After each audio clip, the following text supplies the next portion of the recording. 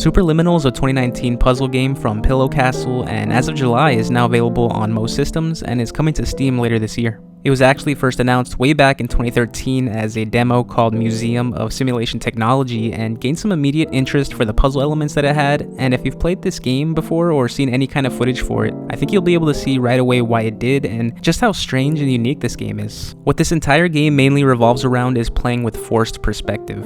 When you're just starting out, it might seem a little weird on how that works, but once you do figure it out, it's pretty awesome. Basically, you'll usually need to make an object bigger or smaller to complete a puzzle and get to the next one, but there's all kinds of other things that you have to figure out to do that by really focusing in on everything around you to make sure you're not missing something important or making sure that you're standing at just the right angle to accomplish what you need to do. There's a lot going on here, from optical illusions to cloning to mazes, and not only playing with perspective for these objects but also for yourself, as you'll sometimes find that you're so small, like you'll shrink in size to the point where you're moving at an extremely slow speed, or sometimes you'll be too big to walk into a door to get to the next puzzle. And that just really adds on this whole other element to everything. But even aside from all of that, the game also centers around this very interesting storyline about a sort of test or study that's being done on you about dreams and how you've essentially become trapped in one and are trying to find a way to get out. I think the easiest comparison you can make with this game because of all that is going to be with Portal. In terms of the puzzles themselves, it doesn't quite have that pure simplicity that make the Portal games as great as they are, but it has some of that strangeness with the humor and cold one-note dialogue from this sort of artificial overseer,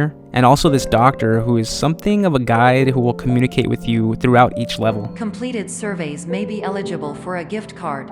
I definitely didn't find myself as amazed as I was the first time I played Portal, and especially the first time I played Portal 2, but those are probably like two of the best puzzle games that you're ever gonna play, so it's not like I was going in expecting that kind of quality, but I do wish that it had delivered just a little bit more, because the potential with this idea of forced perspective added on with the Portal-esque story was mammoth. There were some levels here that were super impressive, intense, and really almost disorienting in such a cool way. I think in total, this game still felt like it was a little short, because once you get past the first 30 minutes or so and really figure out all the basics of what you need to do, it's definitely going to speed up a lot. And the puzzles are usually not super complex either. You know, they usually have one big thing that you need to figure out, and you can definitely get stuck and frustrated for a good while though. But for the most part, I enjoyed it quite a bit just for the pure visuals of it all. There might have been some particular puzzles that weren't too difficult, but to see something like a small miniature house become the size of an actual one that you could physically walk through was simply like something I had never experienced before in any other game at all.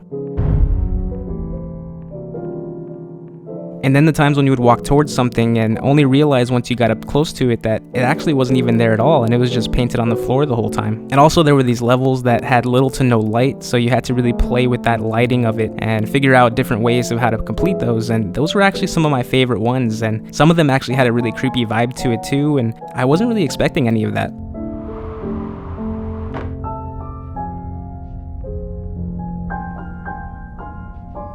And then lastly, the music.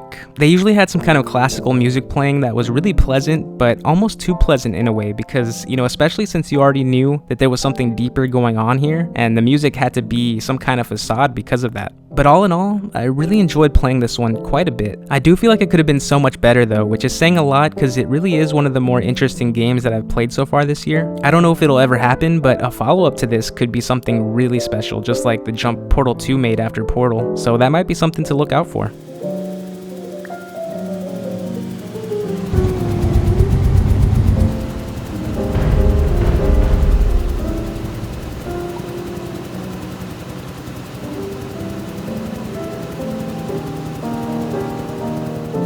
So yeah, that's all for this one. Thank you all so much for watching this. I really hope you enjoyed it. I hope you're doing well out there and having a great day, and I hope to see you in the next one. Take care.